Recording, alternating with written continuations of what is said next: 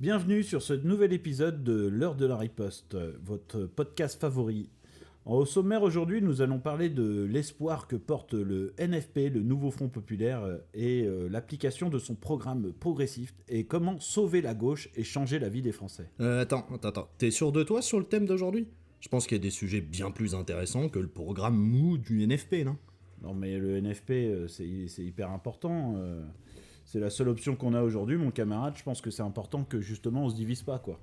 Attends. La planète, elle vient de passer les 1,5 degré de réchauffement. Il y a des catastrophes naturelles partout dans le monde. On est aux portes de la 3e guerre mondiale. Les nationalistes, eux, ils sont aux portes du pouvoir. Les gens, ils s'enfoncent dans la précarité. Et toi, ton sujet de prédilection, là, c'est le NFP, en fait. Bah évidemment, normalement c'est ça qui va résoudre tous nos problèmes, quoi. Attends, on est à l'aube de l'apocalypse et tu veux parler du NFP ? Non mais attends, sérieusement, si demain c'est la fin du monde, qu'est-ce que tu ferais ? J'enregistrerai un podcast. L'un des problèmes de notre démocratie, c'est la véritable impossibilité de réfléchir et de débattre sans s'insulter. Va niquer ta mère. Et que celle qui s'annonce la plus dure d'entre toutes, c'est ma bite, c'est la bataille climatique, et que là-dessus, pouvons pas rire. Non, Fabien, tu ne gagneras pas avec un steak. C'est quoi ce discours de merde ? Et maintenant, c'est l'heure de la riposte. Et maintenant, c'est l'heure de la riposte. Et maintenant, c'est l'heure de la riposte. Et maintenant...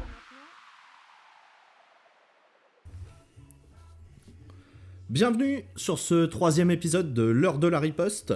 Donc aujourd'hui, comme d'habitude, je suis en compagnie de Fabien. Comment vas-tu ? Bah écoute, ça va plutôt pas mal, et toi ? Ah, t'as passé de bonnes fêtes ? J'ai passé des fêtes... On s'en fout. Non, on s'en fout. Non, on s'en fout. Parce que c'était intéressant. Non, ça intéresse personne. Bon, ok. Donc, tu nous as préparé un petit sujet aujourd'hui pour Parce parler... que j'ai pu voir ma mère et... On s'en fout complètement. Ah oui, on s'en t'es fout. sûr ? Ouais. Mais par contre, tu nous as préparé un sujet concernant l'actualité politique et puis aussi le rôle de la gauche là dans cette période, dans les différentes composantes du NFP. Pour recontextualiser un peu, aujourd'hui a eu lieu un vote contre le gouvernement Bayrou. Alors je sais pas si le vote il a eu lieu aujourd'hui même là. Alors c'était aujourd'hui le vote ? Ouais, le vote a eu lieu cet après-midi. D'accord. Donc le RN avait déjà annoncé qu'il ne voterait pas la motion de censure et le Parti Socialiste n'a pas voté non plus la motion de censure. Donc Bayrou s'en est sorti, le gouvernement Bayrou s'en est sorti. Ça peut être intéressant pour la suite du débat qui s'est passé aujourd'hui, même si c'est tout frais au moment où on enregistre ce podcast. Et puis ensuite, moi j'ai préparé le coup de gueule de l'électricien, et on parlera de la réforme du RSA. Ah, grand sujet. Un grand sujet là, grand sujet. D'ailleurs, est-ce que le gouvernement Bayrou remet à l'ordre du jour la réforme du RSA ?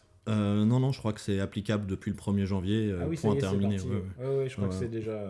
Alors je sais pas si t'as capté, mais je crois que le gouvernement Bayrou, c'est à peu près la même politique que le gouvernement Barnier, qui était à peu près la même politique qu'il y avait avant. Voilà. Donc normalement ça change pas grand-chose. Je te laisse la parole pour démarrer. C'est un sujet donc brûlant d'actualité, mais vous allez voir, ce qui va nous intéresser en particulier, c'est pas vraiment l'actualité qui va nous servir un peu comme une espèce de contexte. Ce qui va nous intéresser plutôt, c'est l'attitude des partis de gauche dans cette actualité, et aussi l'attitude qu'ils ont eue juste avant, et regarder leur action, parce que sur cette période politique, il est quasiment plutôt caricatural par rapport à tout ce qu'il peut faire en fait précédemment, et à mon avis ce qu'il va faire également demain. Donc je sais pas si vous avez bien compris exactement ce que je voulais dire par ça, mais vous allez comprendre, vous allez voir, c'est hyper simple. Donc aujourd'hui, donc on est le 18 janvier, donc il y a eu la déclaration donc... Attends, alors je te coupe, on est le 16 janvier. On est le 16 janvier. On est le jeudi 16 janvier. Ah, pardon, j'ai un peu d'avance. J'ai un peu d'avance dans l'histoire. Donc on est le 16, et donc... T'es sûr sur le reste de tes notes ? C'est bon. Vu que je l'ai écrit le 14... Il est plus tout à fait d'actualité, mais c'est pas grave, on va s'adapter. Ouais, le fond reste le même. Donc aujourd'hui, je disais, on est bien le 16 janvier, et donc on a eu la déclaration générale du Premier ministre de Bayrou, donc qui allait annoncer grosso modo ce qu'il allait faire, et comme tu l'as bien résumé d'ailleurs, il va faire grosso modo ce que faisait Macron, et ce qu'avait promis Barnier, peut-être un peu moins fort quand même, il est revenu sur deux, trois trucs, du genre, pour les fonctionnaires, ils avaient un jour de carence. Le gouvernement de Barnier, il avait annoncé qu'il allait en mettre 3, et Bayrou dit qu'il va en remettre 1.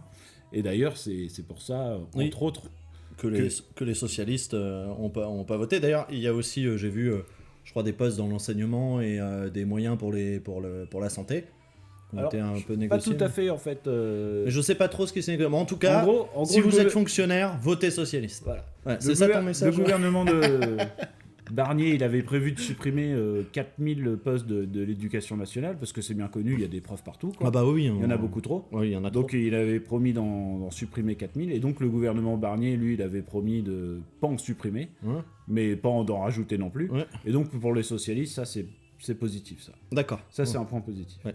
Voilà, donc ils n'ont pas voté la motion de censure, mais on va y revenir. Donc je vais replacer vite fait le contexte, parce qu'on sait jamais, peut-être que dans 40 ans, on sera étudié dans les écoles. Et donc les étudiants, ils auront besoin de savoir le contexte, donc je vais le rappeler quand même. Très rapidement. Suite aux élections européennes, le gouvernement de Macron se prend une énorme branlée. Et donc par conséquent, Macron décide de dissoudre l'Assemblée nationale. Résultat de ça, tu as un tiers qui est pour la gauche, un tiers pour la droite et un tiers pour l'extrême droite. Donc qu'est-ce qu'a fait Macron ?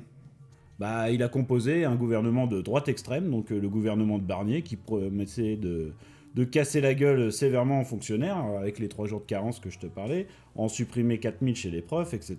Et aussi, accessoirement, de faire 5 milliards d'économies dans les mairies, parce qu'on sait bien que les mairies, Bah, ils ont du pognon. ils sont blindés de thunes, quoi. Bah, notamment grâce au bureau de poste communal, ils touchent de l'argent de la poste, donc ils ont du budget, quoi. Ah bah oui, clairement. Là, ils sont blindés, là. Donc le résultat, c'est que la gauche et l'extrême droite votent une motion de censure pour faire tomber le gouvernement de Barnier. Et donc, qu'est-ce qu'il fait Macron ? Il nomme un ministre qui vient de son camp à lui, quoi. Donc en fait, c'est un pas en avant, 2 pas en arrière. On est un peu sur le même délire, et on note quand même l'absurdité du truc. Parce qu'il a une majorité absolue, il dissout l'Assemblée pour, je sais pas, avoir mieux ou faire autre chose. Mais Et c'est résultat, pour redonner la parole aux Français. voilà. Et donc Ouais. le résultat, il écoute bien ses Français, puisqu'il remet le même gouvernement. Tu as quasiment un tiers des ministres qui étaient déjà là sous les 2 gouvernements précédents. Il a pas dit qu'il écoutait, il a dit qu'il redonnait la parole aux Français. Ah oui, il n'a pas dit qu'il en a un. D'accord. Et donc, normalement, on se dit, vu qu'il refait la même chose, il met pas vraiment toutes les chances de son côté pour éviter la censure. On le sait maintenant ce soir. Le vote a eu lieu. Il a quand même réussi à éviter la censure. Donc, on va voir pourquoi, quoi. Mais donc, ce qui nous intéresse dans ce contexte-là, c'est un peu les attitudes des partis de gauche. Donc, moi, ce que je te propose, c'est d'abord qu'on examine un peu comment fonctionne le Parti socialiste. Donc, surtout dans la dernière période. Donc, si tu devais me raconter l'histoire du Parti Socialiste, tu commencerais par où ? L'histoire du Parti Ouais, Socialiste, ouais. Le SFIO. On peut remonter jusqu'au SFIO, oui, effectivement. Je sais pas ouais. si tu comptais remonter jusque-là. Je comptais pas remonter jusque-là, mais maintenant que Vas-y, t'en je te parles... laisse poursuivre. Je te Non, donne non, une question. mais maintenant que tu parles du Si. SFIO, qu'est-ce que tu sais du SFIO ? Non, mais l'histoire du Parti Socialiste, je la connais pas très bien. C'est Le SFIO, pas, c'était un spécialiste. regroupement, en gros, des communistes. oui, des communistes et des socialistes. Des socialistes. Enfin, mais- du Parti communiste, pas des communistes. Il y avait aujourd'hui ce qu'est le Parti communiste était issu le Parti communiste est issu Non, du mais je SFIO. pense même qu'on peut dire que le SFIO était composé de communistes, Oui. globalement, tu vois, et de socialistes, qui étaient regroupés dans une démarche, déjà, quand on parle des socialistes de cette époque-là, c'est pas les socialistes qu'on connaît aujourd'hui, quoi. C'est Jean Jaurès, c'est des communistes réformistes, quoi, on va dire. Ils sont déjà, même les socialistes de l'époque sont plus à gauche que le Parti communiste d'aujourd'hui, quoi. Et donc, ils se scindent en deux, entre ceux qui veulent faire la révolution et ceux qui pensent qu'on peut améliorer l'État en faisant Des réformes. des réformes, etc. Et après, qu'est-ce qui s'est passé chez les socialistes ? Il y a eu la création du Parti communiste. Ouais. Et puis le SFIO a perduré, je crois. Je le fais. Après, il s'est transformé, Mais il s'est transformé en Parti en Parti socialiste. Et dans les faits marquants du Parti socialiste, notamment, il y a Mitterrand. Voilà, c'est le fait le plus marquant. Voilà. Et Il y a Léon Blum aussi. Oui, mais ça, c'est entre-temps. Mais oui, il y a eu. Donc voilà, j'ai compris. Dans l'histoire moderne du Parti socialiste, il y a eu Mitterrand. Il y a eu Mitterrand, et donc Mitterrand, à l'époque, déjà, le programme de Mitterrand, il est plus radical que pas le programme du NFP, mais du programme du Parti communiste d'aujourd'hui, ou du programme même Ouais. de LFI, quoi. Ouais. Parce qu'à l'époque, le programme de Mitterrand, donc c'était C'est une le programme alliance, commun. le programme commun, une alliance avec les communistes, et c'était une époque où les communistes, ils pesaient encore 20... 20%, Ouais, autour de 20%, et peut-être un peu moins, autour de 15%, tu vois.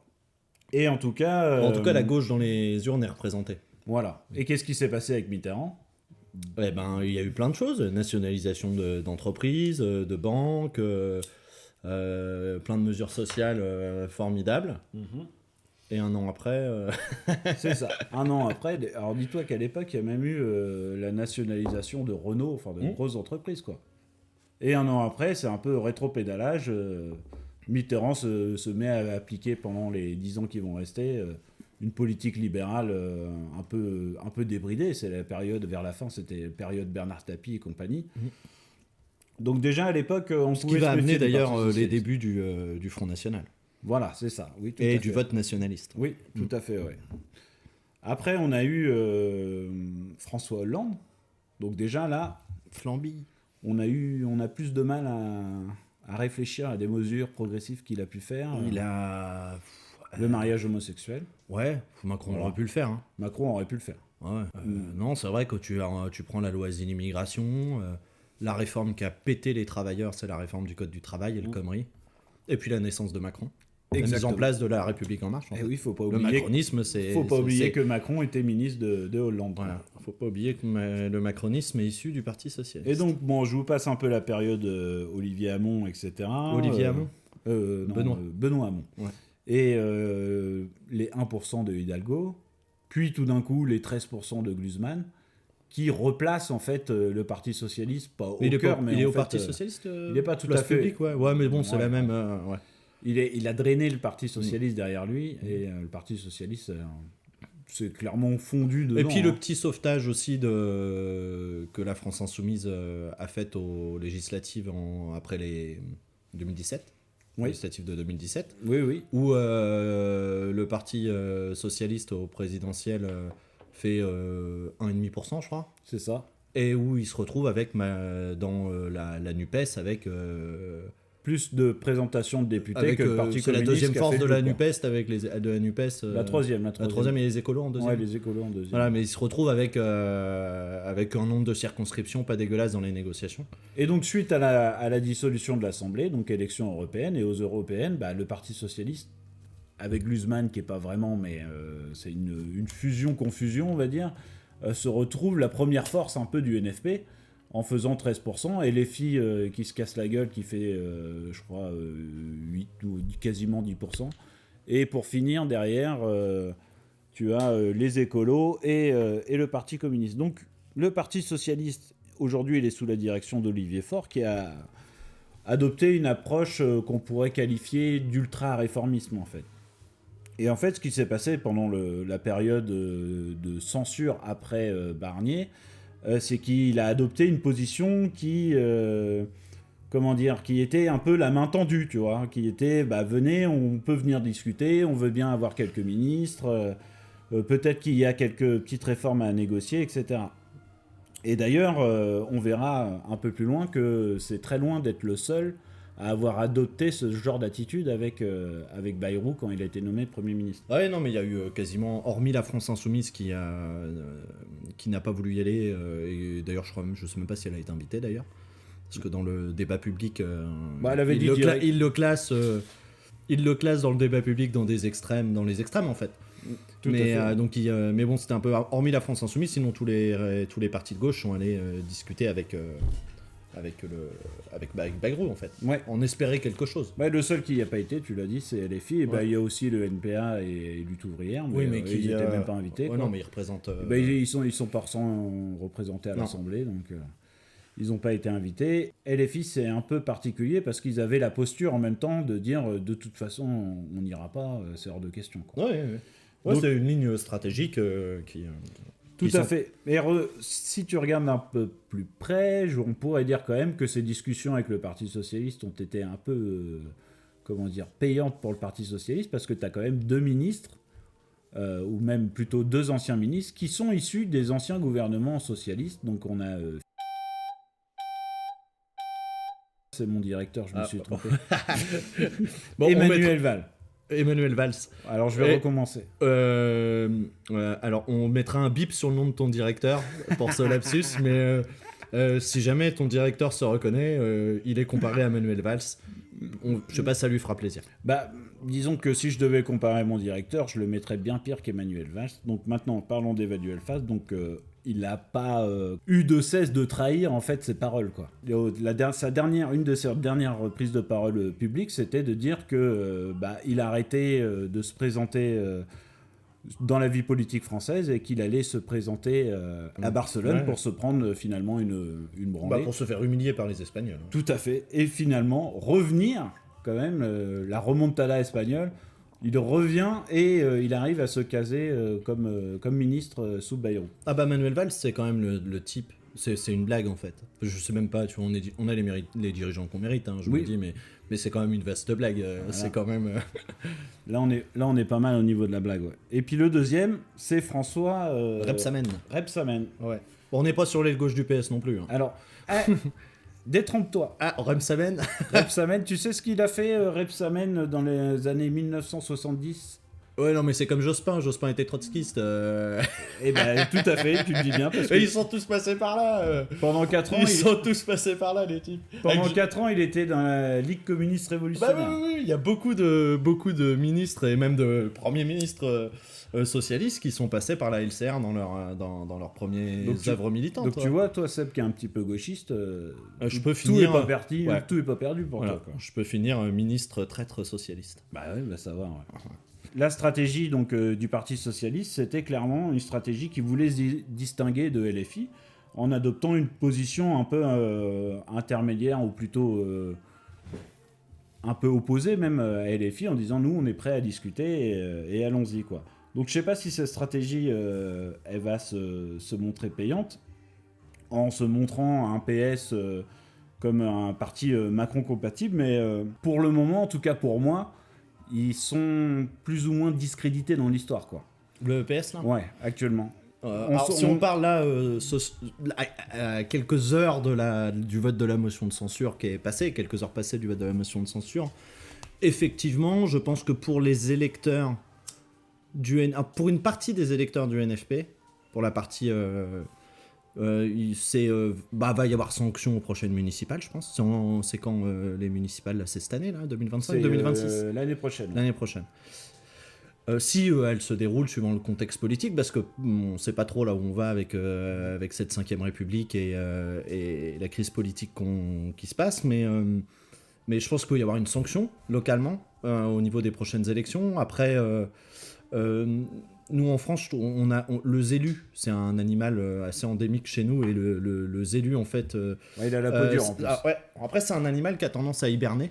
La période d'hibernation, on appelle ça le mandat. Voilà, c'est ça. Voilà. Et c'est un animal aussi migrateur, le zélu. Et il migre de droite à gauche aux périodes électorales. En fonction des saisons, quoi. Ouais, c'est en fonction des saisons. Donc, bon, on aura des surprises. Hein, N'empêche que c'est intéressant parce que naturellement, en fait, tu as tendance à penser et à dire que il va se faire sanctionner parce que c'est multiples trahisons. Et en même temps, Macron se fait réélire. Enfin, tu vois ouais, ce que je veux dire. Comment tu peux expliquer que ils font 1% en présidentiel, 2 ans après, ils font 14%, ils passent devant les LFI, quoi. Mais en fait, le gros risque qu'il y a, c'est un dégoût complet. Il y a beaucoup de gens qui ont voté, il faut pas l'oublier quand même, il y a beaucoup de gens qui ont voté NFP pour faire barrage. Pas par adhésion, en fait. C'est un vote de barrage.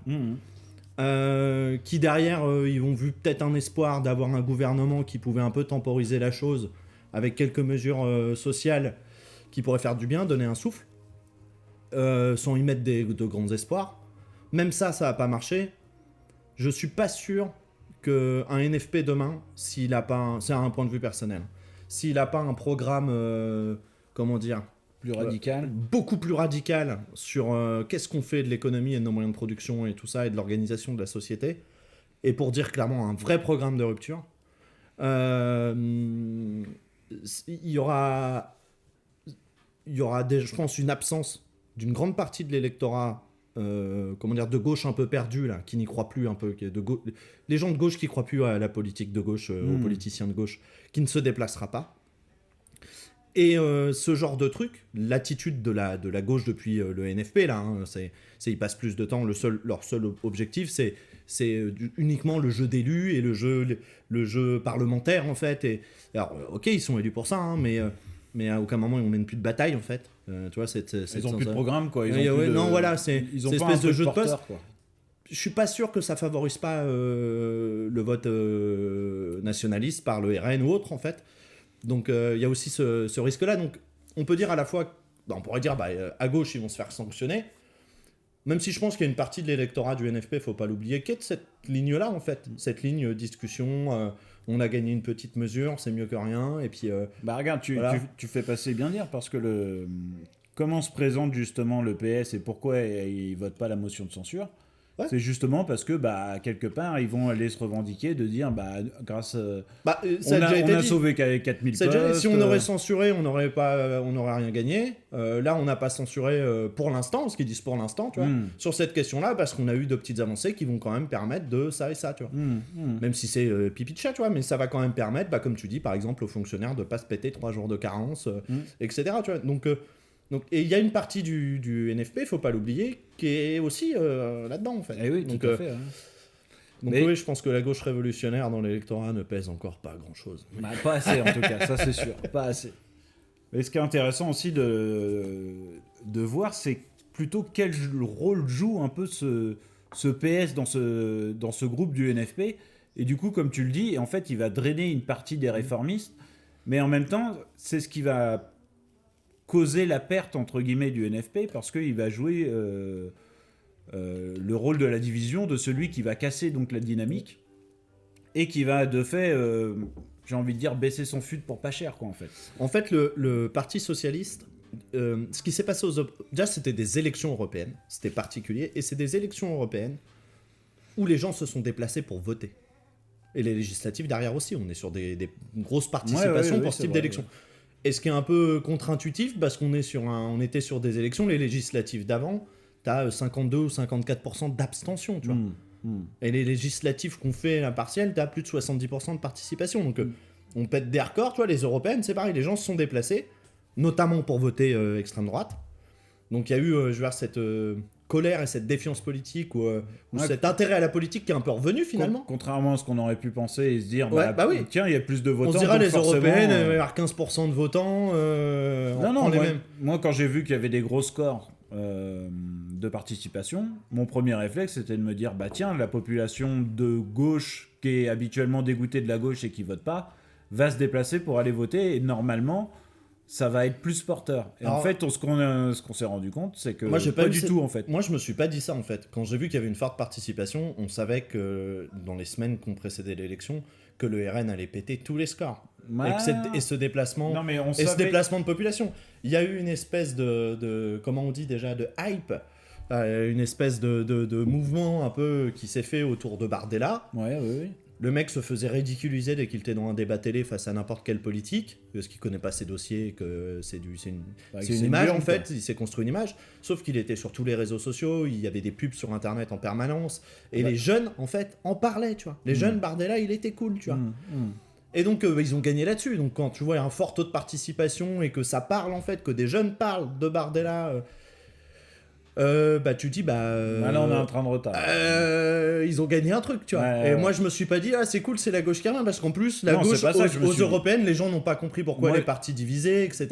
Donc moi je m'étais pas fait c'est dire tiens c'est le peuple de gauche qui se déplace. Non, pas tout à fait ce que je voulais dire. Ce que je voulais dire c'est évidemment avant on savait que le RN allait tout éclater. Ce qu'on savait pas c'est qu'aux européennes, il y aurait une si forte participation. Par contre ça ouais. Et donc c'est le jour même que je me suis dit tiens, ça va peut-être changer la donne politique, en fait.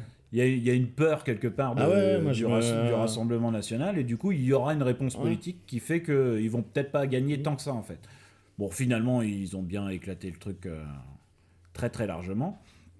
Et oui, et ce que je voulais dire tout à l'heure, moi, c'est que l'attitude du PS, ça me fait penser à un peu l'attitude de certains syndicats dans les négociations que tu peux avoir dans les entreprises, dans le sens où toi tu es en train de négocier une augmentation de salaire de 100 balles par exemple, et eux ils signent à 20 et eux ils signent en fait pour une prime de 50 balles, on en connaît tous. On en connaît tous. Le patron il va les lâcher les 100, tu sais qu'il va les lâcher, il te l'a dit en off à la machine à café. Mais le patron, il est pas con, donc il va voir un autre syndicat, la CFDT ou la CFE, CGFC, ou voire Sud des fois. Et tu sors d'une négociation et les syndicats, grâce à la loi Macron, avec leur représentativité, ils sortent vainqueurs à 25 € au lieu, alors que toi tu peux en arracher 100. Et Toi après, tu ils font un continues petit la track. grève, mais les 3 quarts des salariés ont vu la division syndicale. Et ils te font un petit track derrière que grâce à eux, ils ont ils- gagné de ça. Ouais. et vous avez pas rien obtenu, quoi. Voilà, parce que voilà, c'est ouais. mieux que rien, quoi. C'est mieux, ouais. Et c'est pas les jusqu'au boutistes qui vous auraient fait perdre de l'argent à faire une grève dure. Et ben je trouve, tu vois, que le Parti Socialiste, il joue justement ce rôle-là dans Ouais. le NFP, quoi. Le Alors, rôle c'est marrant, c'est qu'on de retrouve- péter les On revendications. trouve souvent quoi. des liens entre les deux. Hein. Ouais, Il y a c'est une pas continuité quand même. Ouais. Maintenant, je te propose de passer à Europe Écologie Les Verts. Donc Europe Écologie Les Verts, ce qui est marrant, c'est qu'au départ, ils n'avaient pas la même attitude que le PS. C'est-à-dire qu'ils étaient très agressifs sur le gouvernement Bayrou. Le problème, c'est que assez rapidement derrière, ils vont adopter la même stratégie que le PS, à savoir tendre la main, aller essayer de gratter quelques revendications, en particulier sur l'écologie, et en ne fermant pas la porte. Et d'ailleurs, le parti d'Europe Écologie Les Verts, lui aussi, il a un peu trempé avec le gouvernement de Macron. On se souviendra que Nicolas Hulot, c'était le ministre de l'écologie. Il était à Europe Écologie Les Verts, lui Il est chez les Verts. Je sais Nicolas pas Hulot. qu'il était Europe Écologie Les Verts. Je sais pas s'il est écarté, mais en tout cas, Ouais. il est très Non, marqué mais, Europe même si- Écologie Les Verts. Ouais. Non, on a eu les écolos, ils ont eu des ministres qui ont fait du libéral. Hein. Mm. Puis on le voit dans les mairies aussi. Comment elle s'appelait l'autre avant avec ses lunettes rouges là Je sais plus. une vieille blonde là. Une vieille blonde. Ah, mais tu peux pas dire ça. Mais oui, Eva Joly. Voilà. Mais j'ai trouvé en plus. tu Alors me fais pourquoi honte. tu dis pas Mais c'était ta description qui me fait trouver. tu vois. Ce Donc, podcast ils ont va eu être Eva entrecoupé Joly. de bip bip. Ils ont eu le passage Nicolas Hulot. Mhm. Et donc Nicolas Hulot, il a démissionné sur France Inter, je sais pas si tu te souviens, mais il n'a pas démissionné à n'importe quel moment, il a démissionné au bout de 6 mois et 1 jour. Autrement dit, au moment où il allait quand même toucher sa retraite à vie de ministre. Ah, je savais pas ça. Ah oui, ça c'est important. Hein. Ah ouais. Si un jour t'es ministre, faut que tu essayes de rester au moins 6 mois, donc t'avales des couleuvres, et puis après, tu vas pleurer sur France Inter que t'as été trahi, et paf. Sur Europe Écologie les Verts, donc ils ont un peu oscillé entre fermeté sur le gouvernement de Bayrou, en étant beaucoup plus Ils sont critique allés- que le PS, quoi. Ils sont allés discuter avec lui. Et en même temps, un soi-disant pragmatisme, où nous on va aller discuter, essayer de gratter. Ouais. On ferme pas la discussion, on est ouvert, on est républicain. Ouais. La problématique des Verts, c'est un peu la même problématique que le PS. C'est que Bayrou, en fait, il a absolument rien lâché du tout sur des mesures écologiques. Et du coup, ils se sont retrouvés le bec dans l'eau. Et assez rapidement, en fait, ils ont eu une attitude assez incohérente, se rallier à la motion de censure qui sera portée par la France Insoumise. Donc on l'a vu, ils ont adopté la motion de censure. Je sais pas si on peut dire un peu plus de l'attitude des Verts, mais il y a eu une phrase de Sandrine Rousseau là récemment qui a dit que le discours de Bayrou était suffisamment mauvais pour avoir réussi le miracle de garder l'unité à gauche, quoi. Ouais. Et c'est ça, en gros. Ouais. L'attitude des Verts, ça a été ça, tu vois. Ils ont essayé d'aller avec le gouvernement Bayrou. Et pour te dire à quel point ils se foutent de aller notre discuter, gueule quand en tout même, cas, tu quoi. vois. Quand on est à sortir des trucs comme ça. Les Verts, je fais un aparté sur les Verts. Je trouve que la stratégie des Verts, depuis notamment l'arrivée de Tondelier, elle a été beaucoup plus agressive sur la sur lutte le paraître, au moins. sur le paraître. Je parle dans la communication, la manière dont ils communiquent.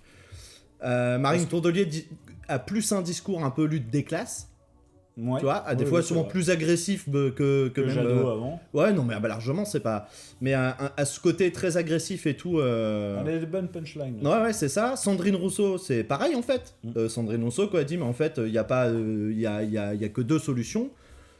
C'est soit on sort soit on reste dans le capitalisme et c'est la fin du monde en fait.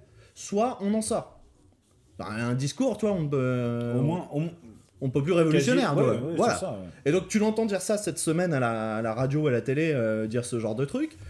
Ils ont un discours très radical. Bon, après, dans les faits... Ils vont discuter avec le gouvernement. Ouais. Ils annoncent qu'ils vont pas voter la motion de censure automatiquement tant qu'ils sont dans la période de discussion. Puis finalement, ils ont que dalle. Donc ils se décident de se rallier pour aller voter la motion de censure.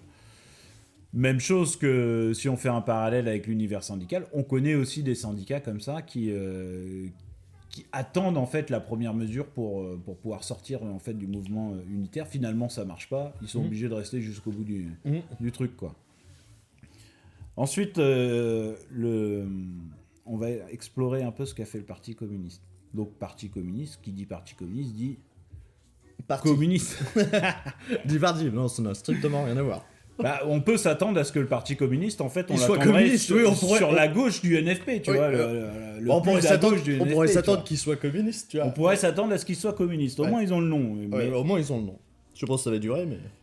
en fait, ils ont eu une position qui était la même que le PS. Donc, Et que les Verts, ouais, la même. Non, même pas que les Verts, parce qu'ils ont été, dans leur discours, moins radicaux que les Ah Verts. oui, c'est vrai. Ils Oui, ont oui. été moins radicaux que les Verts. Ils ont été beaucoup moins radicaux, avec des mesures qui étaient mesurées. Je me Ils souviens de annonçaient cette- d'ailleurs pas de blocage systématique, qui se voyaient bien avoir un ministre ou deux en fonction des projets. Donc c'est quand même une position très très social-démocrate. Mais alors, le Parti communiste, il avait quand même... la ligne était claire. C'est-à-dire que c'est à condition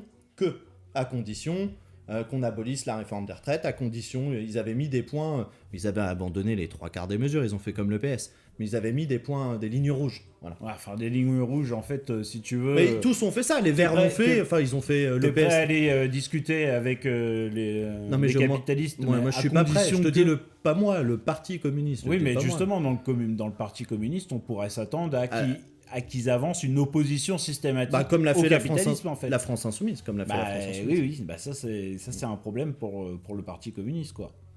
On a le droit de se poser la question de qu'est-ce qui reste, à part le nom dans Le Parti communiste, je pense qu'ils ont perdu en crédibilité comme le PS l'a fait, sauf qu'en plus de ça, ils emmènent pas les réformismes avec eux parce qu'ils votent PS.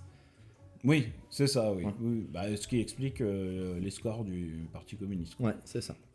Et donc le Parti communiste, il a décidé donc de jouer la carte du dialogue, donc en acceptant de rencontrer les membres du gouvernement, et pour évoquer quelques mesures sociales. Aux surprises, il n'y a pas de mesures sociales.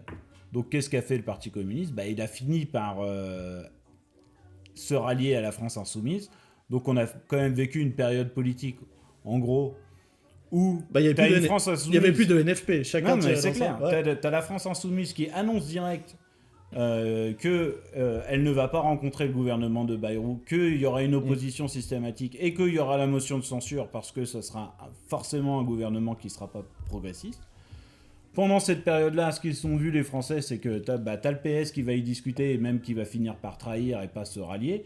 T'as le Parti communiste et donc le parti des Verts qui chacun de leur côté vont aussi rencontrer Bayrou en disant « Ah, peut-être qu'il y a moyen de faire quelque chose. » Je me souviens de cet échange Finalement, il n'y lunaire. a pas moyen, quoi. Je me souviens, c'était lunaire. Je me souviens de cet échange lunaire entre André Chassaigne sur un plateau télé, Oui, avec oui, un oui. discours, comment dire, C'est ultra réformiste, C'est irresponsable de... et qui se fait logiquement et poliment remettre en place par Coquerel sur sa position qui n'est pas la position du NFP de l'accord de Bascan, et Chassaigne qui se défend mal, on l'attaque, enfin c'est pitoyable. Mhm. Je veux dire, comment vous voulez, il y a peut-être... 30% de l'électorat qui vote à gauche, point, toute gauche confondue, ça pèse 30% la gauche. Comment tu veux, quand t'as ce genre de merde, que les gens ils soient là, mais moi le premier en fait, vous verrez plus un de mes bulletins en fait, ça suffit, tu vois. La politique de la peur, de machin, non, et nous on va s'organiser sur le terrain. Et démerdez-vous avec vos conneries en fait. Parce que ça sert à quoi de mettre un bulletin de gauche là ? En fait, le seul intérêt là-dedans, et moi j'y vois deux intérêts quand tu vas voter. C'est soit tu fais barrage, et là ok, ça s'entend. Hein. Moi, militant en fait, je préfère encore me taper 2 ans de Macron que d'avoir le RN au pouvoir en fait. Alors beaucoup diraient, je sais pas si ce sera bien, peut-être que ça montrera à tout le monde ce que c'est, peut-être que tu vois, je sais pas, il y a un débat. Oui, Mais il y a un débat. je sais que dans la lutte ce sera moins dur, puisque le RN annonce déjà d'emblée qu'il va nous faire la guerre.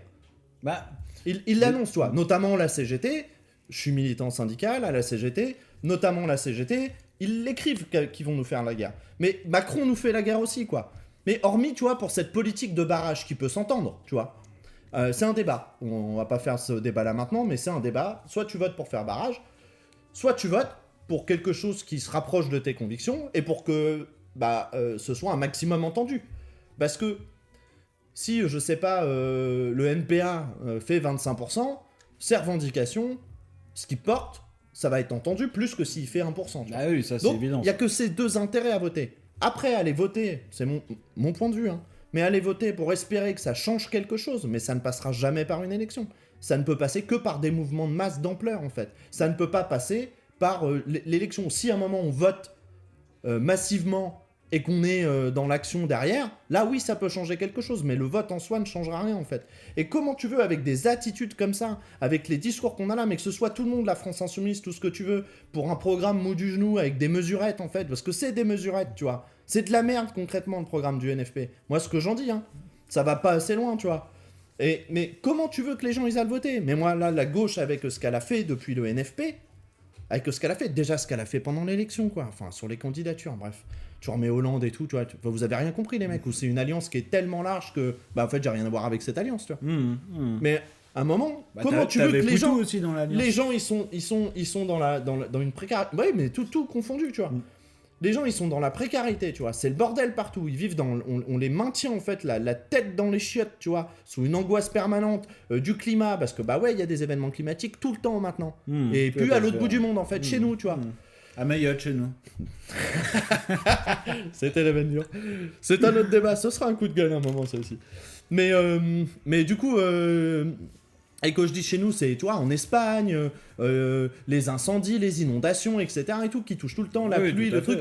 C'est concret, tu vois. Il y a ça. Maintenant, les gens prennent conscience puisque ça se produit, en fait. Tu te retrouves avec dans un truc économique où l'emploi, en fait, il est instable, il est précaire, et t'as pas vraiment de vision, tu vois. C'est un peu du jour le jour. Et t'en prends plein la gueule, mais tu comprends pas, tu vois, forcément, parce que toi, tu bosses, machin, pour tu vois, enfin... Les gens, ils sont comprimés là-dedans, tu vois. Et la gauche, elle s'étonne que les gens, ils votent les méchants Rassemblement National, ou que les gens votent pas, ou ne la regardent plus. Mais arrêtez de faire nimp, en fait. Quelle, aujourd'hui, organisation politique défend véritablement l'intérêt des gens, en fait? Mais concrètement, tu vois. Là, il y en a plus, en fait. Après, on s'étonne, tu vois. Tu l'as dit tout à l'heure. Je vais faire la contradiction. Tu l'as dit tout à l'heure. Il y a une partie, quand même, de la gauche et du NFP qui... se reconnaît en fait dans les petites réformettes et que c'est mieux que rien. Non, mais attends, il y a une partie de la gauche, il y a une partie de ce qui reste de l'électorat de la gauche là, de la gauche un peu intellectuelle, je vais le mettre entre guillemets, tu sais, qui conceptualise le délire, tu vois. T'as une partie de cette gauche là, qui est là, bien sûr, comme t'en as à LFI, au PC, chez les Verts et tout, t'as cette partie là, ok. Mais les gens en fait, le quotidien. Ceux qui votent Rassemblement National, ceux qui votent pas, toi, ceux qui votent Macron parce qu'ils le trouvent cool, ils savent pas pour qui voter, ceux qui votent blanc, et tout le monde là, tu vois, tous ces gens-là qui sont dans le même intérêt dans la société, qui subissent les coups du capital en permanence en fait. Et ces gens-là, on les oublie en fait. On n'est pas utile à ces gens-là. Ça, on sait. Et moi, je trouve que c'est un fiasco et c'est l'attitude. Moi, je pense. Hein.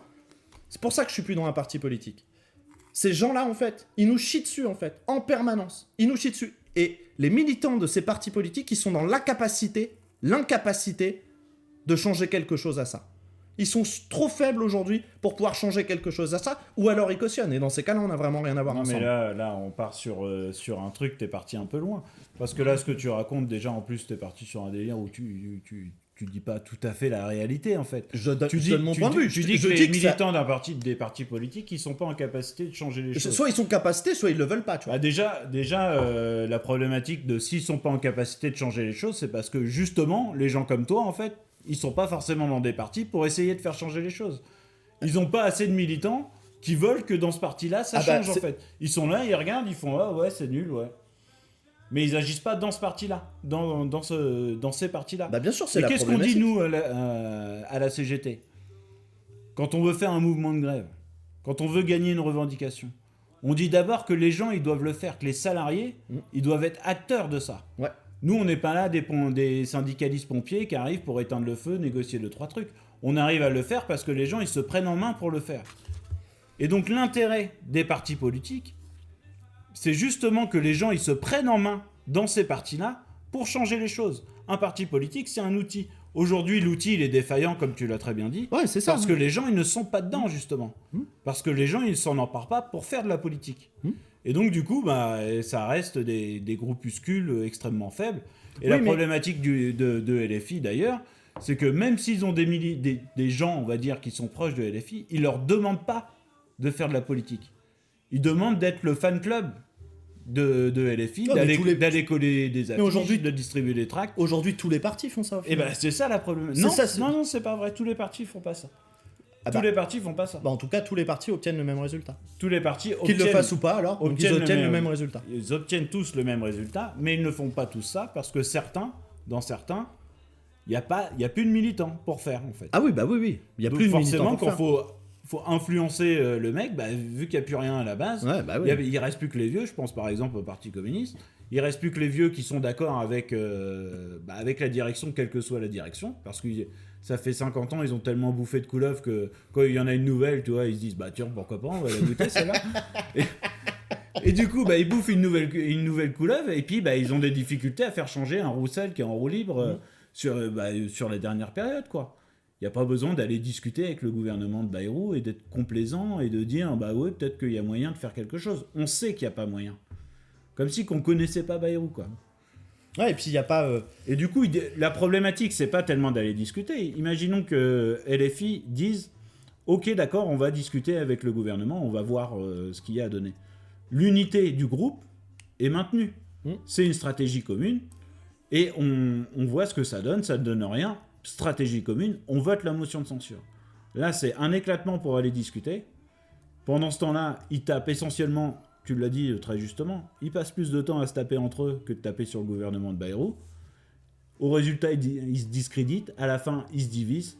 Voilà ce qui reste du NFP et comment on peut changer les choses pour 2027 grâce à cette gauche unie qui est le NFP. Bah, ça me rappelle le premier podcast qu'on a fait, je crois que c'est dans le premier. On a fait un podcast au début du NFP où on avait eu cette discussion de dire bon bah de toute façon le NFP il en a pour 6 mois en fait, tu vois, globalement. Oui. Bon, c'était pas beaucoup trompé. Mais c'était pas beaucoup trompé. Ouais. Mais ce qu'on peut dire là-dedans, c'est que Bayrou derrière ses airs de gentil garçon, bah en fait il a réussi. Là où Barnier n'a pas échoué, il a réussi la division de la gauche pour maintenir une majorité pour son gouvernement à l'Assemblée. Mais Bayrou, il a même pas réussi à faire la division de la gauche. C'est que Macron, il aurait mis Bayrou ou n'importe qui. La gauche était divisée et se divise en fait. Ouais. Ils auraient eu la même stratégie, n'importe qui, peu importe qui ce soit, tu vois, ils seraient partis là-dessus, quoi. Ils seraient partis divisés. Mais je pense que ça sera dur aux prochaines élections pour la gauche, en fait. Ça va être très dur. Alors la question qu'on peut se poser, c'est que demain, qu'est-ce qu'il nous faudrait, en fait ? Qu'est-ce qu'il nous faudrait demain ? Pour qu'on puisse espérer gagner. Si on veut gagner à partir de maintenant, là, qu'est-ce qu'il nous faut ? Qu'est-ce qu'on doit mettre en place pour que d'ici 2027, on doit gagner ? Déjà, le premier truc, à mon avis, tu en as parlé tout à l'heure, ça reste le programme. Le programme n'est pas assez porteur, n'est pas assez à gauche pour parler aux travailleurs, quoi. On n'a pas une seule réforme forte, quoi. Il n'y a pas une nationalisation. Il n'y a pas une nationalisation. On ne prend pas une banque, on prend pas une banque, pas une assurance, on reprend pas un service public, on prend pas une industrie, ArcelorMittal se casse. Allez, ça c'est une proposition, on nationalise une partie de la sidérurgie, tu vois. Ah oui, voilà. Les autoroutes. C'est une mesure qui pourrait être proposée à droite. On nationalise les autoroutes, la Poste, EDF. On refait des services publics. Bah oui. On remet des sous dans la santé, en fait, dans l'éducation. Des vrais programmes, tu vois. Et on remet. Alors, ils en parlent de mettre des sous dans les services publics. Mais c'est très flou, en fait. C'est renforcer les services publics. Non, mais en fait, il faut reprendre des moyens de production si on veut la main sur l'économie. D'ailleurs, j'avais discuté en tant que facteur avec une militante du NFP et donc qui me demandait des informations sur une fermeture de bureau qui avait lieu dans le département. Et donc, de bureau de poste. De bureau de poste, ouais. Et donc, elle m'explique que eux, ils vont empêcher la fermeture du bureau de poste. Donc, je leur demande comment ils comptent l'empêcher. Et donc, elle dit, mais nous, on va vraiment se battre, quoi. Mais en fait, le problème, c'est que au dernier rassemblement, t'avais les députés de Macron, t'as les maires de droite, t'as ceux du département de droite qui sont là et qui veulent se battre pour garder ce bureau de poste.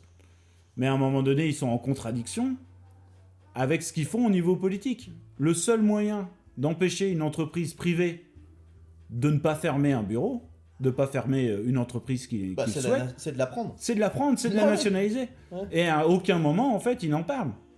Et même quand tu es un militant de gauche, que tu dis, bah moi je vais me battre vraiment pour empêcher la Poste de fermer, tu ne peux pas, si tu dis pas, je vais renationaliser la Poste, et donc c'est nous qui allons pouvoir mettre les bureaux de poste où on le souhaite, quoi.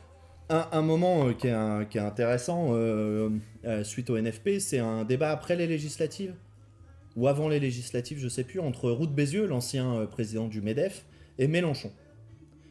Et Roux de Bézieux, ce jour-là, Mélenchon, qui est d'habitude un orateur, bon dans les débats, il est comment dire, il est toujours. tribun. Moi, je trouve que je suis pas, j'ai pas de fan club politique et je suis pas, je suis pas de la gauche à Mélenchon, tu vois. Mais je trouve tu prends toujours un peu de plaisir à l'écouter. Voilà, c'est un tribun, c'est un orateur, tu vois. Et là, je l'ai pas trouvé très bon face à ce débat, et notamment parce qu'à un moment, Mélenchon lui dit on va augmenter le SMIC, etc. et tout, et Roux de Bézieux lui répond non, vous allez pas faire ça parce qu'on va vous en empêcher. Et on va bloquer, en gros, il dit on va bloquer l'économie, tu vois. Et Mélenchon, en fait, il bafouille. Parce que qu'est-ce que tu veux répondre à ça? Ah oui, la seule réponse. Il avait dit non, on compte sur la bonne conscience des patrons, capitalistes, des ouais. capitalistes, ouais, c'est ça, il avait répondu, il avait Ils aiment bafouillé. trop la France. Non, bon, voilà. Et tu dis, ben non, en fait. Évidemment que les capitalistes, ils vont pas dire, ah oui, les mesures du NFP, les 3 mesures de merde, ils rigolent le MEDEF en face. Ils rigolent, ils disent, bon, en plus, on va vous les bloquer, tu vois. Et la seule réponse que tu peux faire à ça, c'est dire, bah si vous faites ça, et puis vu que vous me le dites, bah, on va vous le prendre, en fait. On va vous prendre vos moyens de production, ils appartiennent à... C'est les travailleurs qui les font fonctionner. Donc, on n'a pas besoin de vous. Voilà, on n'a pas besoin des patrons, en fait. Donc soit vous collaborez, soit on vous le prend. Et même on vous garde et vous serez salarié. Ouais, vous serez ça là, ouais. C'est jour, vous aurez un poste. Voilà, vous non, aurez mais un on poste s'en dans fout. l'entreprise. Mais genre, t'as pas d'autre réponse à apporter, tu vois. Bah oui. Et c'est ça le problème, c'est qu'à quel moment, en fait, c'est-à-dire que les gens qui ont écouté ce débat, ils se sont dit, ah ouais, bah, en fait, il n'y a pas d'alternative, tu vois. Point. Ouais, tout à fait. Et le deuxième truc qu'on a besoin, à mon avis, si on a envie de gagner demain, c'est qu'on a besoin soit de 1, soit de 2 partis politiques maximum, à savoir ceux qui pensent qu'il faut plutôt La gauche aller réformiste négocier. et la gauche révolutionnaire. Mais oui, tout à fait. Ça peut se résumer en ça, en fait. Trotskistes de tout pays, unissez-vous. Eh non, mais là, Si c'est vous ridicule. écoutez le podcast, unissez-vous. Mesdames et messieurs, après ce moment particulier d'humour, d'intelligence et de modestie, nous vous proposons de passer au sujet suivant. C'est l'heure de la riposte partie 2. Putain, mais c'est pas un peu long votre truc? Et sinon, toi, gros vilain, t'avais pas un coup de gueule de l'électricien? Aujourd'hui, il y a un coup de gueule de l'électricien. Donc tu voulais nous parler du RSA. Ouais, je vais vous parler d'un sujet brûlant qui touche directement à la solidarité, à la dignité humaine, c'est la réforme du RSA.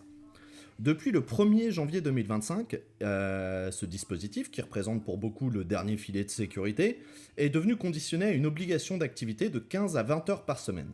Cette réforme, présentée comme une solution pour remobiliser les bénéficiaires, soulève pourtant de nombreuses questions, parce que derrière les discours officiels, qu'est-ce qui se cache réellement derrière cette mesure en fait, et à qui elle profite, du coup, parce que, À qui profite le crime? une réforme, ça est fait pour bénéficier à quelqu'un. Bah ça bénéficie à ceux qui sont au RSA, évidemment. Oui, c'est tout à fait ça. C'est marqué, c'est dans le titre. Donc oui.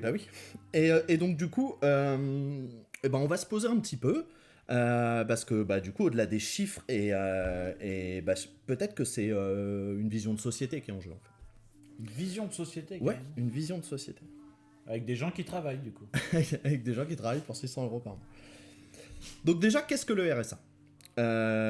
Pour commencer, rappelons que ce qu'est le revenu de solidarité active, le RSA. Il a été créé en 2009 et il venait remplacer le RMI, et il vise à garantir un revenu minimum aux personnes sans ressources, tout en les aidant à retrouver une activité professionnelle. Donc concrètement, le RSA, c'est 607 € par mois pour une personne seule, et c'est un montant qui peut légèrement augmenter en fonction de la composition du foyer. En couple, un enfant, 2 enfants, etc. Donc c'est pas une somme extraordinaire, mais pour environ 2 millions de personnes en France, c'est une aide essentielle pour survivre. Elle est financée par les départements, c'est-à-dire les collectivités locales, avec un soutien de l'État. Chaque année, cette aide, elle coûte environ 15 milliards d'euros, soit 0,6% du PIB français. Une somme dérisoire comparée au budget consacré à d'autres domaines, comme les aides aux entreprises ou les allègements fiscaux pour les plus riches. Avec cette réforme, les allocataires, ils doivent désormais accomplir 15 à 20 heures d'activité obligatoire par semaine pour continuer à percevoir leur RSA. Donc ça veut dire que s'ils les font pas, ils ont plus rien du tout. Il y a des sanctions. Ces activités, elles incluent, ça peut être des ateliers, des stages, ou même des travaux non rémunérés pour des entreprises ou du bénévolat pour les associations. En cas de non-respect, les sanctions, elles tombent. C'est suspension, pour répondre à ta question, c'est suspension partielle ou totale du versement. Le problème, cette obligation, elle repose sur une vision stigmatisante des bénéficiaires, souvent perçus comme assistés, alors qu'en réalité, la majorité d'entre eux, ils essayent juste de s'en sortir.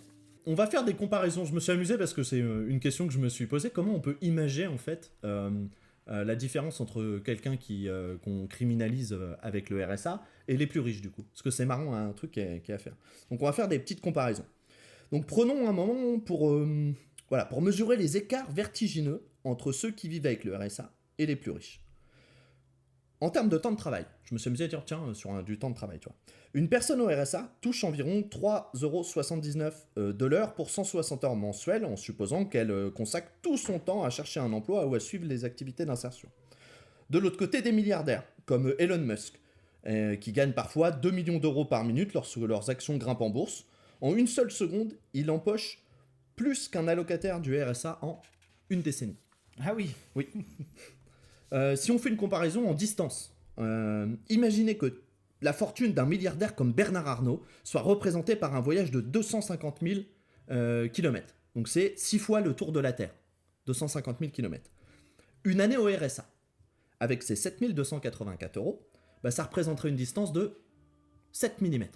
Ah oui. Voilà, c'est pour donner On peut le faire en temps historique aussi. Si on voulait comparer les fortunes des plus riches avec le RSA en termes de temps, un allocataire qui voudrait accumuler l'équivalent de 250 milliards d'euros d'Elon Musk en économisant son RSA mettrait 34 millions d'années. Non, mais c'est pour vraiment qu'on sache quel est le parasite en fait. Ah oui, tu vois. C'est qui oui. le mec qui le feignant Le mec qui abuse. Ouais, le mec qui abuse, c'est qui, tu vois? C'est le mec au RSA ou pas? Donc, il y a une petite subtilité que j'ai mis de dernière minute, parce que là, je parle des 250 milliards d'euros d'Elon Musk. Mais Elon Musk, il a vu sa fortune passer de 250 milliards d'euros à 416 milliards d'euros ces 2 derniers mois. Ah oui. Voilà. Oui. Donc, il a réussi à gagner plus de 20 milliards de dollars par jour sur cette période. C'est énorme. C'est énorme. Donc, l'ensemble des comparaisons que j'ai fait, elles tiennent pour juste ce qu'Elon Musk a gagné ces 2 derniers mois. Maintenant. Voilà. Donc, ces chiffres, ils montrent bien l'ampleur des inégalités. Pourtant, au lieu de s'attaquer aux excès de richesse, le gouvernement, il préfère faire peser le poids des réformes sur les plus précaires. Mais, je posais la question au début, à qui profite cette réforme? Avec cette réforme, on ne peut s'empêcher de se poser une question. Qui en tire cet avantage? 1. Les grandes entreprises. En imposant des activités obligatoirement non rémunérées, l'État offre une main-d'œuvre gratuite aux entreprises, financée par les collectivités. Les bénéficiaires du RSA deviennent une force de travail corvéable à merci, sans droit, sans salaire et sans perspective d'évolution. Et puis 2, à l'ensemble des capitalistes. Pendant que les allocataires du RSA doivent justifier leurs maigres aides, les grandes entreprises continuent de bénéficier d'allégements fiscaux colossaux. Par exemple, les exonérations de cotisations patronales représentent 65 milliards d'euros par an. T'as bien entendu ? 65 milliards d'euros par an. Ces aides aux entreprises coûtent 4 fois plus cher que le RSA. On pourrait faire un parallèle, en fait, finalement, avec l'esclavage moderne. Cette situation rappelle tristement une forme d'esclavage moderne. Les allocataires se retrouvent piégés dans un système où ils doivent travailler gratuitement pour conserver leurs droits les plus basiques. Ce n'est ni de l'insertion ni de la solidarité. C'est une exploitation déguisée. Et soyons clairs, ce n'est pas parce que les allocataires ne veulent pas travailler qu'ils sont RSA. Le problème, c'est le manque d'emplois stables, correctement rémunérés et accessibles. En 2024, on comptait encore 7 millions de travailleurs précaires en France, cumulant des petits boulots, les temps partiels imposés, etc., etc. Et le financement du RSA, c'est un faux débat. On entend souvent que le RSA, il coûte cher à la collectivité, mais en réalité, ce coût est marginal par rapport à d'autres dépenses publiques. les 15 milliards, comme je disais en introduction, les 15 milliards d'euros annuels du RSA, ça représente 0,6% du PIB. À titre de comparaison, l'évasion fiscale en France, elle est estimée à 80 milliards d'euros par an. Fourchette basse. Si l'État y récupérait juste 20% de cette somme, il pourrait financer le RSA 5 fois. Ah oui. Donc, on peut faire des réformes fiscales. Oui, je crois que l'argent, on sait où le trouver, quoi. Et de plus, je le disais aussi en début, le RSA, il est principalement financé par les départements, qui jouent un rôle clé dans la solidarité locale. Ces collectivités, elles doivent jongler avec des budgets déjà restreints, pendant que l'État, il se décharge, lui, de ses responsabilités. Donc, je vais faire une conclusion en 2 parties. Ce qui va se passer, en fait, c'est que les mecs au RSA, tu l'as dit au départ, ils vont faire un peu de job à droite, à gauche, des travaux d'intérêt généraux. Et au bout du compte, en fait, ils vont faire peut-être du travail d'agents territoriaux, en fait. Ils vont travailler dans les communes, ils vont balayer les ou dans les dans trottoirs, des associations d'intérêt général, reconnues par l'État là, comme intérêt général, là, tu sais, où tu peux aller faire du bénévolat dans des associations. Ça peut marcher aussi, ça. Ah, ça peut marcher aussi. Ouais, les formations, les trucs comme ça, il y a plein de trucs. Ouais. C'est de l'activité. Ouais. Mais tu peux aussi travailler dans une En entreprise. fait, les allocataires du RSA, là, ils se retrouvent automatiquement inscrits à France Travail, France Travail, et du coup, ils ont... c'est ça, en fait. Maintenant, ils vont devoir justifier, tu vois, comme le chômage, au bout de tant de temps, t'as pas refusé des offres, machin, tu peux perdre le chômage. En fait, on rentre un peu dans ce délire-là, tu vois. D'accord, ok. Et donc, ouais, je vais faire une conclusion un peu longue allez, je vais faire une conclusion dans une conclusion, on va dire, voilà. Mais cette réforme du RSA, c'est pas une avancée. Elle ne fait que renforcer les inégalités et stigmatiser les plus précaires. Elle transforme une aide essentielle en une forme d'exploitation tout en détournant l'attention des véritables problèmes. Le chômage de masse, la précarisation des emplois et les inégalités économiques croissantes. Si nous voulons une société juste, il est temps d'arrêter de criminaliser la pauvreté et de remettre en question un système économique qui enrichit une poignée de personnes au détriment du reste de la population. Ce n'est pas les plus démunis qu'il faut stigmatiser, mais ceux qui tirent profit de leur misère et de la précarité en général. Cette réforme se présente sous des apparences de bienveillance et de justice sociale. On nous dit que le RSA doit être remis au travail, qu'il faut sortir les bénéficiaires de l'isolement, les aider à reprendre pied, mais en réalité, ce n'est qu'une justification pour exploiter davantage ceux qui sont déjà les plus vulnérables. Les bénéficiaires du RSA ne sont pas des feignants ou des assistés, ce sont des personnes qui ont été exclues du marché du travail, souvent à cause de conditions sociales et économiques défavorables. Les stigmatiser en leur imposant des heures de travail non rémunérées dans des entreprises qui, elles, sont subventionnées par l'État, c'est renforcer la fracture sociale. Les entreprises qui acceptent que ces bénéficiaires d'activités ne sont pas non plus exemples de critiques. Elles récupèrent ainsi une main-d'œuvre gratuite qui effectue des tâches qui seraient normalement rémunérées. C'est une forme d'exploitation, une exploitation institutionnalisée, validée par l'État. Pendant que les travailleurs précaires sont contraints de donner de leur temps et de leur énergie pour obtenir une aide dérisoire, les grandes entreprises, elles accumulent les bénéfices. Comment pouvons-nous accepter que les plus vulnérables soient forcés de travailler pour rien, alors que ceux qui détiennent le pouvoir et les ressources continuent à amasser des fortunes colossales, comme on l'a vu dans le petit jeu de comparaison? Nous devons nous rappeler que l'argent pour financer les aides sociales existe. Mais il est distribué de manière illégale. Au lieu de baisser les impôts des plus riches ou d'offrir des aides aux grandes entreprises, on pourrait réaffecter ces fonds pour mieux soutenir ceux qui en ont réellement besoin. Une réforme des aides sociales pourrait consister à renforcer l'accompagnement et la formation pour que les personnes en situation de précarité, à leur fournir des moyens de sortir de la pauvreté plutôt que de les faire travailler gratuitement. Le RSA tel qu'il existe aujourd'hui est une bouée de sauvetage. Mais au lieu d'améliorer, on nous propose une réforme qui le transforme en un piège dans lequel les plus précaires sont contraints de se soumettre à une forme d'asservissement moderne. La solidarité, ce n'est pas d'imposer des conditions draconiennes pour obtenir une aide. La solidarité, c'est de permettre à chacun de vivre dignement, de trouver sa place dans la société sans avoir à courir après des miettes. Il est crucial de comprendre que cette réforme ne profite qu'à un petit groupe d'individus et à un système économique qui n'a aucun intérêt de sortir les gens de la pauvreté. Bien au contraire, ces réformes permettent de maintenir un système où les inégalités se creusent, où les plus riches ne cessent de s'enrichir, tandis que les plus pauvres sont poussés à la marge. C'est un cercle vicieux. Moins on aide les plus démunis, plus on les condamne à vivre dans la précarité. Nous devons nous mobiliser contre cette réforme, dénoncer ces injustices et proposer un autre modèle. Un modèle où la solidarité ne se limite pas à une aide d'urgence, mais qui permet aux individus de s'épanouir, de trouver un emploi décent et bien rémunéré, et d'accéder à des droits fondamentaux sans avoir à faire preuve de mérite ou à accepter une forme d'esclavage déguisé. Il est temps de remettre en cause un système qui laisse les plus vulnérables dans l'impasse et qui préfère laisser l'argent dans la poche des plus riches plutôt que de le réinvestir dans les politiques sociales efficaces et humanistes. C'est à nous de redonner un sens à la solidarité, de remettre les valeurs de justice sociale au cœur de nos préoccupations.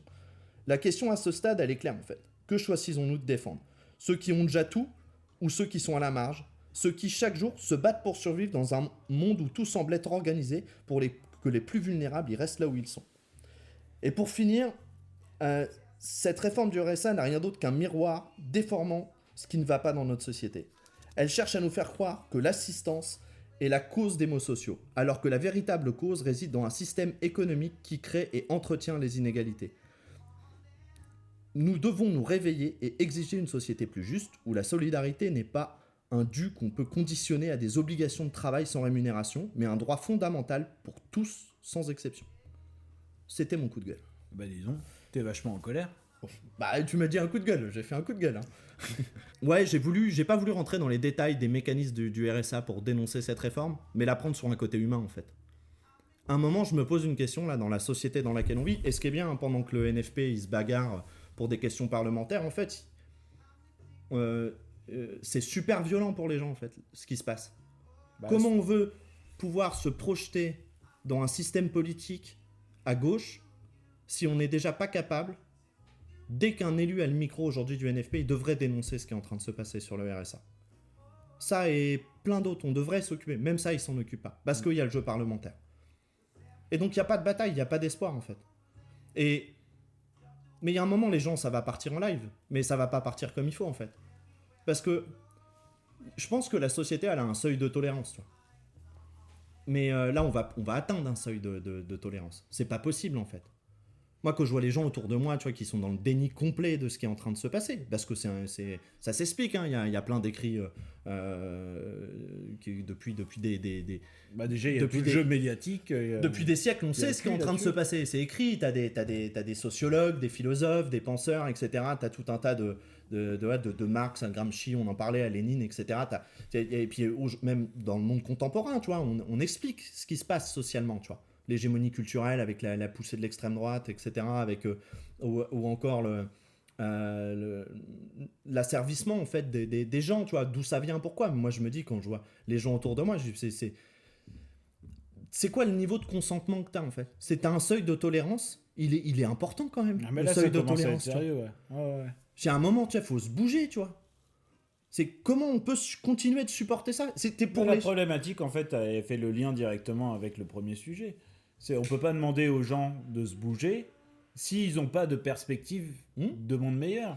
En fait, le lien, tu l'as dit très justement, aujourd'hui, quand tu as des politiques qui passent à la radio et des politiques de gauche, ils ne dénoncent pas cette réforme du RSA. Ou du moins, c'est pas dans leur sujet, quoi. On n'en parle pas du tout, quoi. Non. Ça n'a même pas été abordé. Ils ont passé leur temps sur les plateaux télé. Il n'y en a pas un qui en parle. Mais tu sais, le pire, c'est que... Alors c'est faux, hein, parce qu'il y en a qui en ont parlé, mais qui ont vite fait balayer la question. Tu sens que c'est... tu sais, c'est un peu comme Roussel et l'immigration, tu vois. On sait pas trop sur quel pied danser parce que c'est pas populaire, tu vois. Là, c'est un peu ça, tu vois. Donc, bah non, faut être clair, en fait. C'est juste inhumain de conditionner... On a conditionné l'humanité, en fait. Bah surtout, tu vois, ça n'a pas de sens. Ce qui est horrible, c'est... Tu l'as un peu dénoncé dans ton propos, c'est que... Comment des gens qui vont travailler 20 heures et qui galèrent déjà à trouver un vrai emploi ont plus de temps en fait pour trouver encore de l'emploi, quoi. Ouais. Pour aller se former, pour essayer de trouver un emploi et de se réinsérer. Ouais. Et il y a un truc que t'as pas parlé également, c'est que souvent les gens qui sont au RSA, ce sont des gens qui, pour une partie d'entre eux en tout cas, qui sont cassés par la vie en fait. Ouais. Et la problématique, c'est pas qu'ils veulent trouver un boulot ou pas de boulot, c'est d'abord qu'ils ont besoin de soins peut-être en fait. Et d'un accompagnement particulier. C'est sur ça qu'en fait que l'argent aurait dû être investi plutôt que d'aller justement les forcer à trouver, à contourner le problème en fait. On les réinsère en fait comme des esclaves, comme tu l'as dit tout à l'heure. Après, comme des gens qui doivent se repentir de quelque chose. Le côté qui est un peu flou en fait dans la réforme, c'est que il y a une côté quand même formation, réinsertion associatif. Mais en même temps, t'as le côté, bah non, mais peut-être qu'en fait, tu seras dans une entreprise, en fait. Ouais, bah bien sûr, ouais. Et puis, Et quel sera l'intérêt d'une entreprise, en fait, de passer un mec au RSA, de le passer au SPIC? mais non, ce sera Il comme en a aucun. ce sera comme l'apprentissage. Alors bien sûr, il y a quelques employeurs qui prennent des apprentis pour les former sur des postes particuliers ou faire, ça fait un peu une pré-embauche, on va dire. Mais combien il y a notamment les grosses entreprises apprennent un quota d'apprentis parce que au final, ils respectent ce quota. En le prenant, ils ont des allègements sur la fiscalité X ou Y. Ils ont des aides sur la rémunération de l'apprenti. Et puis, ils rentrent dans ces cases-là, en fait. Et ils les prennent parce que c'est de la main-d'œuvre pas chère, en fait. Bah oui. Quand t'as des grosses entreprises qui, au niveau national, ont 5000, 6000 apprentis, tu vois. Évidemment que c'est le temps de travail qui coûte pas cher. Hein, parce que la première année, tu lui montres, la deuxième année, il est autonome. Hein. Enfin, tous ceux qui sont passés dans l'apprentissage. Assez rapidement, même. Moi, j'y suis passé, au bout de 9 mois, j'étais autonome, j'avais du boulot comme les autres. Hein. Et j'ai passé un super apprentissage, c'est pas la question. Hein. C'était très bien, ça m'a évité de tourner en rond, mais je veux dire, Ah, bah, c'est ce que tu veux dire pour les mecs au RSA. j'étais un agent à 500 balles par mois. Ça va les empêcher de tourner en rond, tu vois. Non, mais dans l'apprentissage, je parle. Mais donc ouais, c'est une des mesures parmi d'autres. Moi, j'aurais préféré que les mouvements, que les syndicats, alors la CGT a dénoncé, hein, il y a eu des écrits pas mal, mais que ça bouge en fait chez les militants. Peu importe leur horizon, sur des mesures qui sont comme ça, qu'on en entende parler sur les plateaux télé, plutôt que d'entendre parler des guéguerres. Et puis voilà. C'était l'heure de la riposte et c'était quand même vachement bien. C'était l'heure de la riposte et c'était quand même vachement de la merde. C'était l'heure de la riposte et retrouvez-les dans un prochain épisode. Et promis, la prochaine fois ce sera vachement mieux. Bon, j'espère que ce 3e épisode il vous aura plu. En tout cas, nous on aura passé un bon moment. On va essayer d'en produire au moins un par mois, ce serait bien, c'est l'objectif. N'hésitez pas, en fait, si vous écoutez ce podcast et que ça vous semble intéressant, et même si ça vous trouve nul et c'est pour vous moquer de ce qu'on dit, partagez-le. Faites-le, laissez des commentaires. Ouais, n'hésitez pas à laisser des commentaires, ça peut être intéressant, des idées, de sujets à aborder, de choses comme ça. Sachant moi je suis expert en rien, et toi en pas grand-chose, du coup... Moi je suis fort en pas grand-chose. Ouais, c'est ça. Toi t'es expert en rien, moi je suis fort en pas grand-chose. Mais du coup, voilà, ça peut être... n'hésitez pas à le partager. On est sur les réseaux sociaux et toutes les plateformes de streaming. Habituelles sur YouTube, sur Spotify, sur Deezer, etc. Bon, les amis, on vous dit à bientôt.